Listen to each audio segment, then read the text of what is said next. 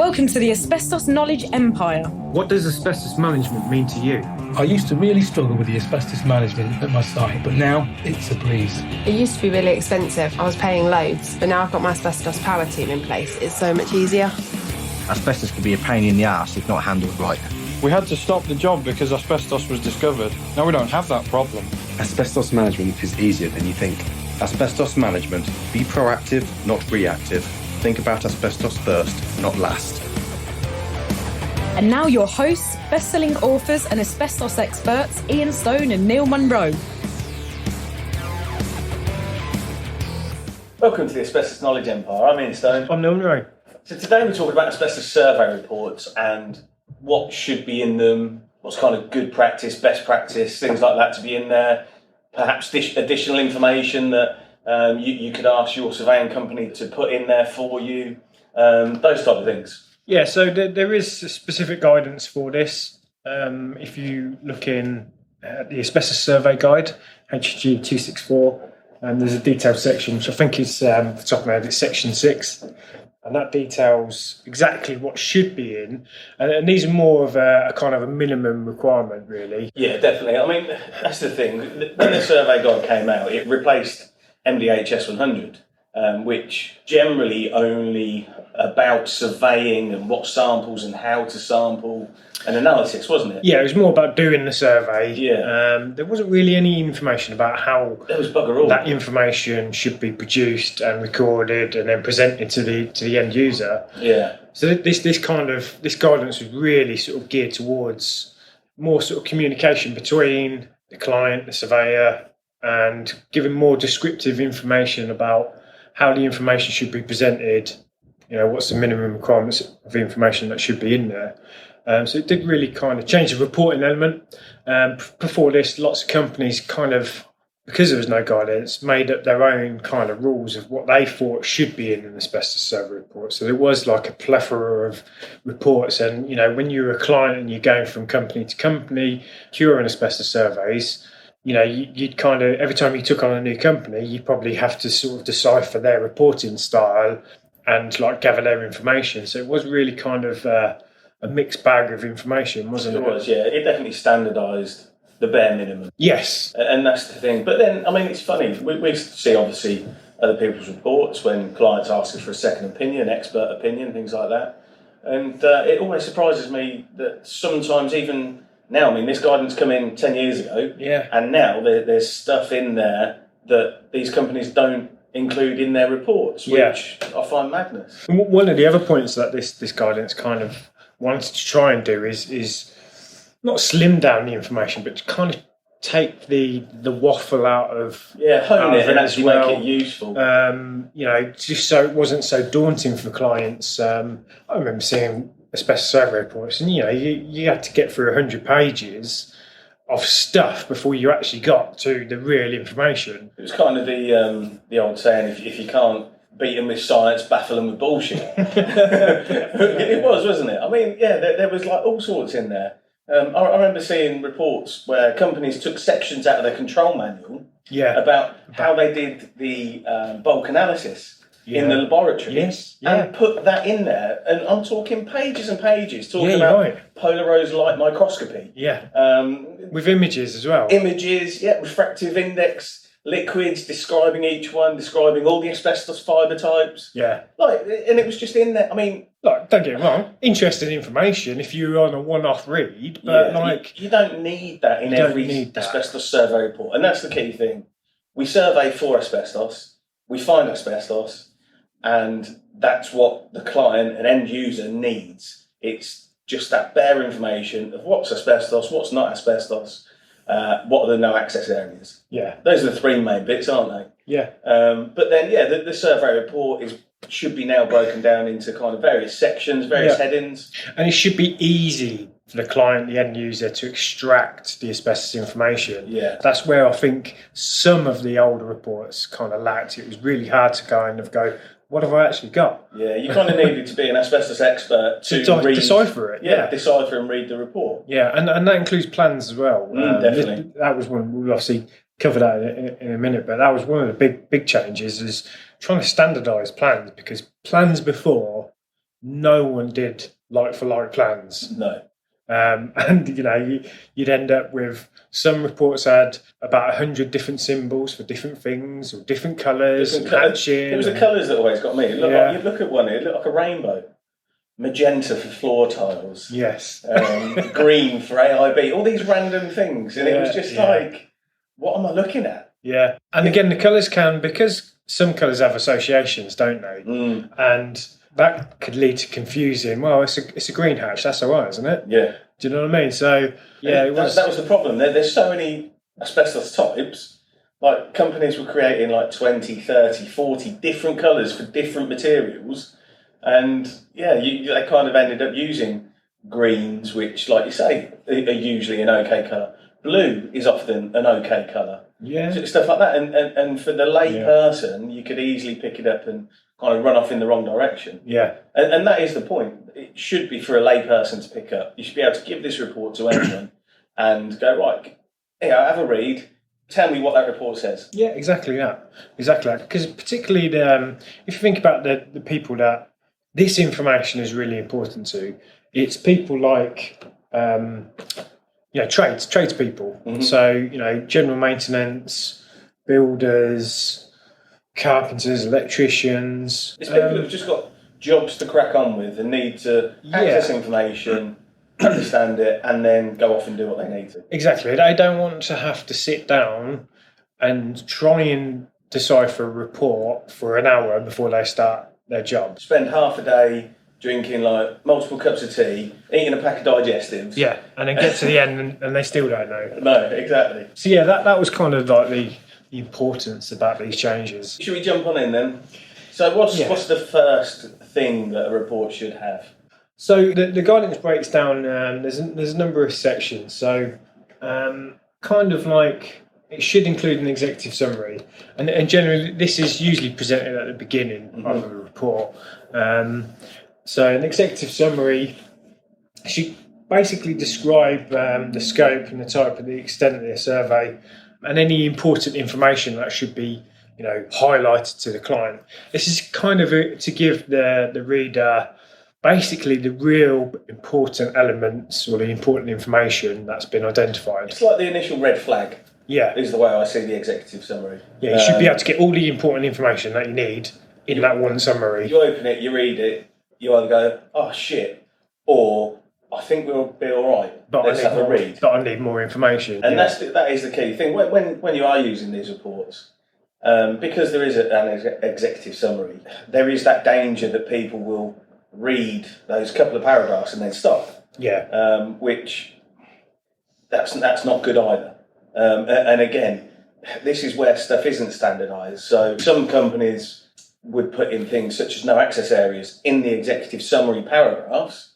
Others leave it within that kind of front section, but put it out under other headings. So if you just read the exec summary and it just talks about locations where asbestos was found, and you stop, well, you've not read that full section. So you kind of, you aren't fully furnished with that information. Yeah. So, it should have what asbestos materials have been found.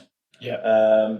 Any areas where there couldn't be accessed during the survey. That'll include presumed items as well. Yes, it would. Yeah. So although there hasn't been a physical sample that's been collected, because it's unknown or presumed to be asbestos containing, it may be, the surveyor couldn't access it because of, it was in electrics, or they couldn't access it due to height restrictions or something like that.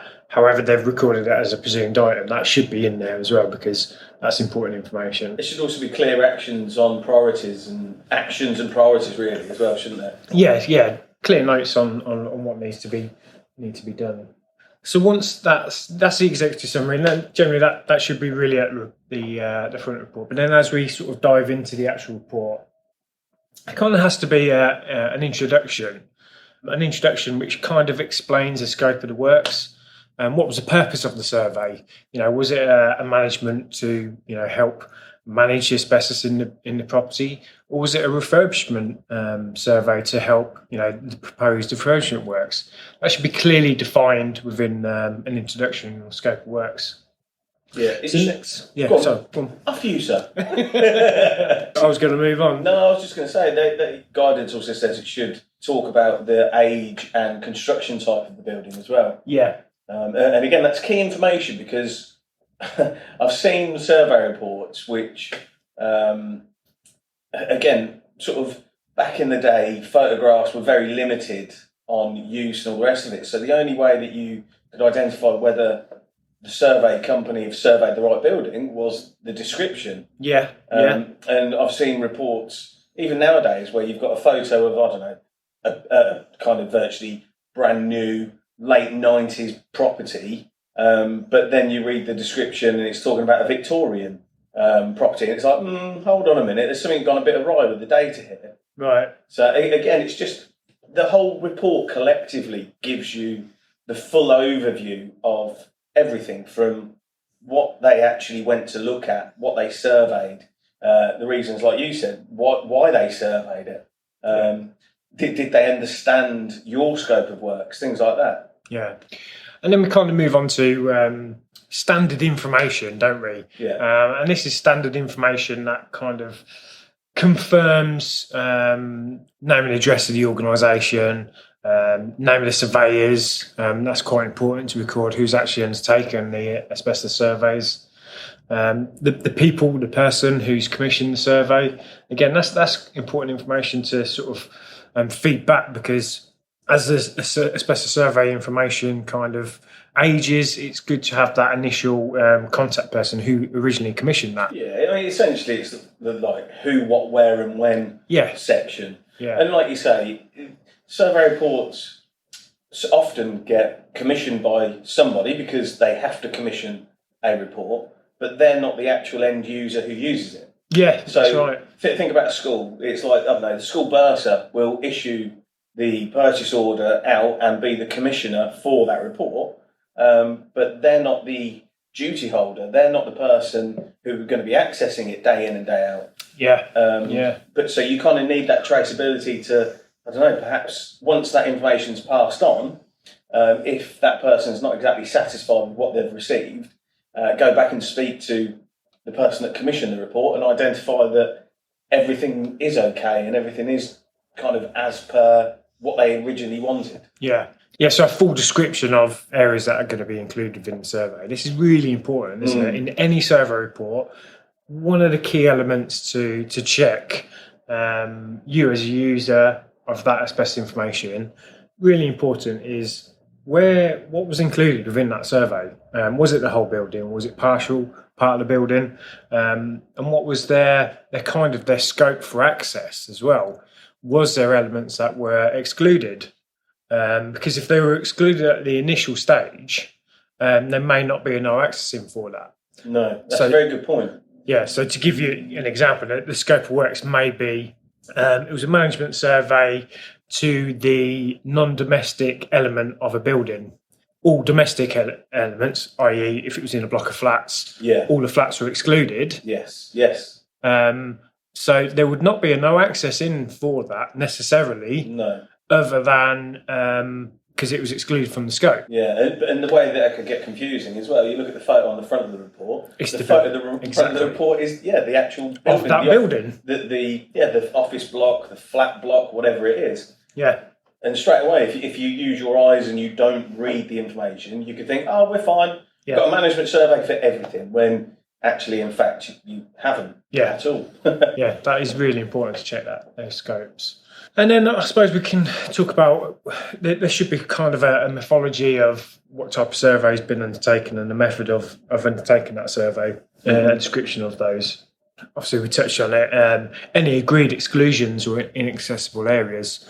Again, that's an important element of procuring an asbestos survey, is to agree between the surveying company and the client of what areas can and can't be inspected. We could be talking safety reasons, or we could be talking operational reasons on site. For some reason, you may have a site where operationally you can't get into areas. I don't know, off the top of my head, something like a prison. Maybe there may be a secure area that we can't get into during the survey. That may be an agreed caveat that needs to be done at a later date, for instance.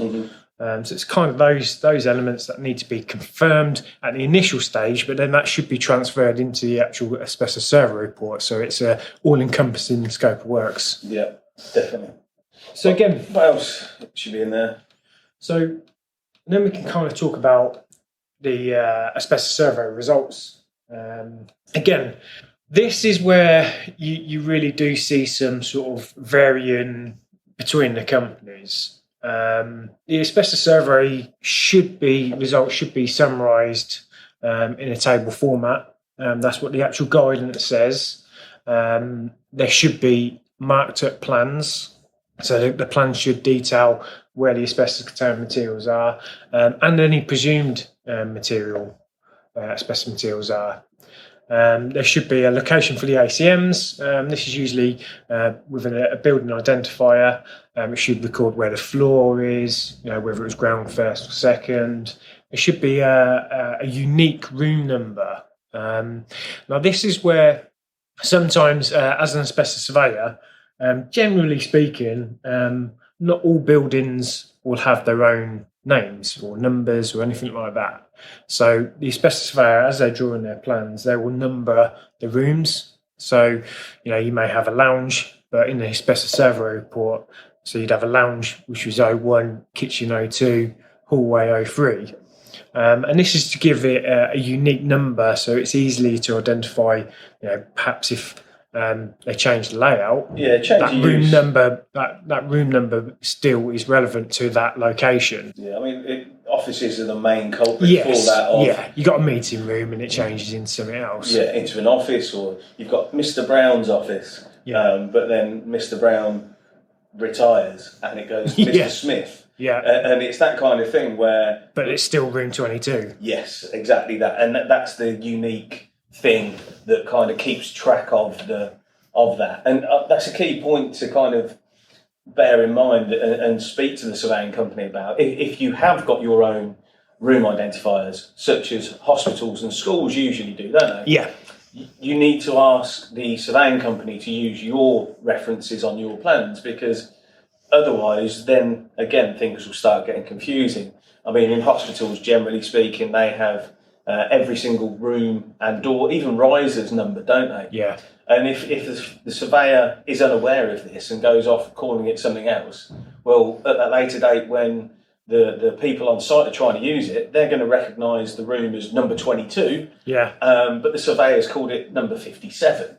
And straight away, you've got that disparity and confusion, and it's just a bit of a mess. So that's a really key point to kind of make sure if you have got your own room identifiers, you need to furnish the surveyor with that information. Yeah. And I suppose the asbestos survey reports, they have to have or produce material risk assessments.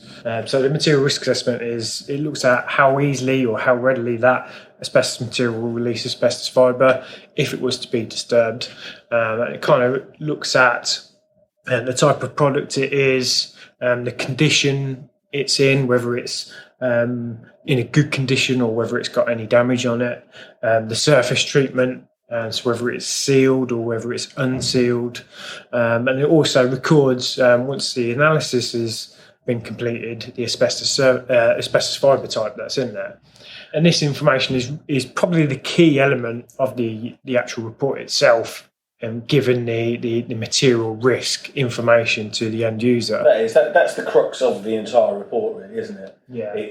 That's what it comes down to. It's what asbestos have you got? Where is it? What condition is it in? Yeah, and the format it's an algorithm that's been produced by that's actually in the HSG 264 survey guidance, and that basically gives a score depending on the actual element that you're looking at. So whether it's 1, 2, or 3, or 0 for some elements of it. So it basically gives the information, the end user, the information on how easily that asbestos fibre will be released from the material. Most reports have that detail within there. So, I mean, in our reports, for instance, we call them asbestos survey data sheets, and they're the sheets where you have photographs of what we've sampled and then all the information that Neil just mentioned. But before we get to that section, we have it's essentially a copy and paste of the information from the survey guide explaining about the algorithm. So again, a lay person can understand why we've plucked that score out and how we've got to that final score, because that section details and explains about the algorithm before you then go on to read the data sheets to kind of fully understand the information that we've presented. Yeah, I suppose it's an opportunity for the client to basically cross-reference and make sure that they agree with the information that's been presented, so they can use that tool to kind of double-check that information. I mean, when we do surveys, people often don't understand what it means to be a good condition versus low damage, medium damage, high damage, etc. Yeah. And there can be confusion around that because, I mean, essentially we're looking for any damage whatsoever in a material. So if something's got a small hairline crack in it, well, that's not in a good condition anymore. And that's why it will go up a level in the score category. However, as a lay person, you might look at, I don't know, a ceiling, go, well, look, that looks all right to me. Yeah. But it's good to get that understanding. And if there are any bits where you think, no, that looks fine to me, but the surveyor scored it higher or lower, Bruce Forsyth, then at that point, it's a good chance to get on the phone, have a chat with the surveyor and understand why they've scored it. Because, like I say, when you can stand on the ground level and you look at up at the ceiling, and texture coating's one for this all the while. You're standing on the ground floor like of an office, you're staring up at the ceiling, it looks fine. However, when we get up to actually sample it, you can see hairline cracks and little chips and stuff like this that are out of the thing that you just can't see. And I mean, I'm only talking, like, I don't know, 3 feet above your head usually. Yeah. But because it's that kind of minute level of damage, but because it is there, that's why it needs recording as such. Yeah. The other assessments which may be produced during an asbestos survey, whether that be management or refurbishment or anything like that, is prior to risk assessments. Now, this isn't really down to the asbestos surveyor to authorise and sign off. However, they can help the duty holder produce these assessments.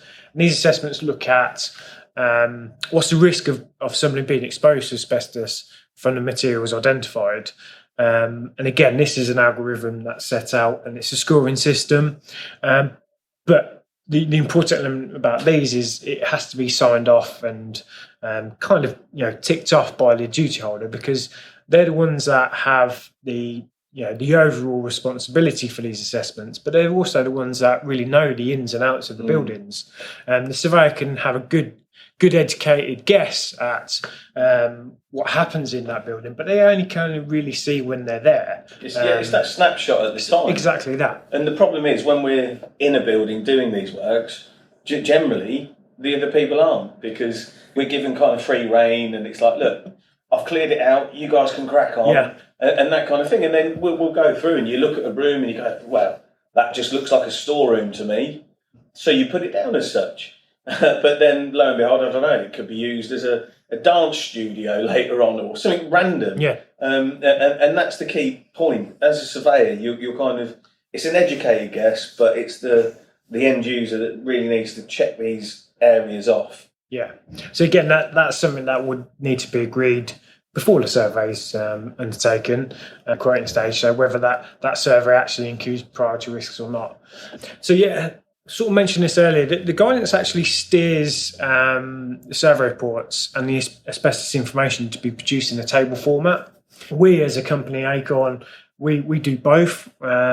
We produce, as Ian mentioned earlier, asbestos data sheets, which kind of is a sample per sample or asbestos location per asbestos location data sheet with all the information on one page about that specific item with photos. I think photos for asbestos elements, when duty holders, if you can imagine going to find all your asbestos in the building, from an initial stage of getting the report, photos are really key to help that end user find and identify those asbestos locations. Definitely. I mean, as individuals, we all kind of learn and take on board information in different ways. Some people are very visual. and that's where the photographs help. Other people kind of are happy to pick up something and read it and just understand it from the text. Yeah. And so on. And that's why we've decided as a company to put both in, because that way we're kind of covering all bases for all people. Yeah, the asbestos register really is the key element from the Asbestos Survey Report, and that's the kind of live document that needs to be kept as well. So some people keep the original data sheets, but then the actual asbestos register, which is produced in a table format, is the live document that's kept up to date. So, if there's changes in the condition of the materials, if there's items that have been removed, or the building's changed, it's having that updated register is really key. Definitely. I suppose on to plans. Again, plans. Yeah. This, we kind of mentioned it earlier. There was kind of a big focus on plans when this guidance came out, and the focus was to kind of standardise, make the plans easy to kind of understand the information just by looking at it. So it kind of said have one colour for asbestos items or asbestos materials, and have another colour for not accessed or presumed asbestos materials. And it kind of focused on, if you can, hatch the areas which are asbestos and presumed, but use a different hatch as well. And the reason for that was, if the plans are to be printed off into black and white, you could still, because you couldn't see the colours, you could still identify the difference between those two elements. For me, this was a real big game changer in reports, really, because quite a lot of reports did have most of the information we've spoken about in. Yeah. But plans were the real big differentials. And I know we spoke about it at the beginning, but some just looked ridiculous. They really did. They were really hard to understand. I mean, as a professional surveyor, when I went to other people's sites and reviewed their information, it'd take me a while to get my head around what they'd actually used and why they'd used it and to understand it. And it really doesn't have to be that difficult. Yeah. And the problem is that this is only guidance, and companies don't have to follow this. Yeah. And that's the thing that companies still don't now. There are companies that still use random colours, different symbols for different things. And okay, it's fair enough, it's only guidance, but I don't know, for me, keeping it simple is the best way. I mean, there's that saying, isn't it? KISS, keep it simple, stupid. Yeah. And it's like, if it's simple and it's straightforward, then you kind of tick all the boxes straight away without complicating it. And I suppose that's where we differ to a lot of companies at Acorn, is we do try and keep it simple so that we can just have those conversations and get the information across easily and quickly. Where, for me, it feels like a lot of other companies overcomplicate elements of asbestos and things like that. Now, don't get me wrong, there are elements that are bloody complicated. But there's a lot of stuff out there that isn't all that complicated, yet they it feels like they go out of their way to make it complicated. Yeah. So you always need them, and you've always got to go back to that expert. And I think plans and the reports are two big ways of they're the two schools. You can either make it simple or you can make it bloody hard. Yeah. Yeah. So what else should be in a asbestos survey report? Kind of what the client's probably looking for is conclusions and actions. So recommendations on what have I got to do? Yeah, what have you actually got to do? Do you have to do anything with that damaged asbestos, and what's the best thing to do for that? That's really important, and that's kind of the professional advice that the end user is really looking for from the experts. Really, what do they need to do? So, also, the asbestos survey report should include the analysis results for any samples that have been collected. That has to be undertaken by a UCAS accredited laboratory, and that should be presented within a certificate. So the results of any samples that have been collected. Is there anything else that goes in the report? I mean, what are the kind of best practice, or what are the requests have we had from clients to put in our reports? Because that's another key thing. this is only guidance. Yeah. And at the end of the day, the duty holder, the client, may have their own requirement for whatever reason. Yeah. And that is when you should be able to work with your surveying company to tailor your report to you. Yeah. So one of the key, which we haven't kind of mentioned, one of the key elements is an asbestos survey report should identify asbestos. Yep. Yeah. But it should also help the duty holder or end user identify items which may look like asbestos but aren't. And that's really a key secondary point for an asbestos survey. So tell you where the asbestos is, but also tell us anything that looks a bit suspicious that isn't. Yeah. Now this can be kind of produced in two formats. So one is what we call positive negative sampling. Yeah. So for instance, non-asbestos insulating boards that look similar to asbestos boards, they should be clearly identified as non-asbestos. Definitely. I mean, things like Superlux, any of the grey gyprock fireboards, stuff like that. Yeah. They're always, they look like asbestos. They're job stoppers, They are job stoppers. They're always job stoppers. If you haven't got them identified as guaranteeing not being asbestos, then I guarantee you'll get a call at 10 a.m. on a Friday from the workers who want to go home have a long weekend. They'll always find something and go, "Oh, I'm not convinced this is asbestos or not." Yeah, or not. Yeah. Well, stuff like vinyl as well. Vinyl's kind of a common one where you can get old vinyl looking, which is modern. Do you know what I mean? So it's kind of that sort of stuff where you think it could be. Yeah. So that should definitely be sampled. But then also in addition to that, it's recording information within the building. So not necessarily stuff that you would sample, but you would record it for building information to help kind of present that information as it's not asbestos. Yeah. So to give you an example, carpet. Yeah. Plasterboard generally wouldn't be sampled, but it would definitely be mentioned and recorded within the asbestos survey report. Timber, things like that. Yeah, like panels, stuff like that. Windowsills. Yeah, because that's the thing. You can get asbestos windowsills. Yes. That are made from asbestos cement.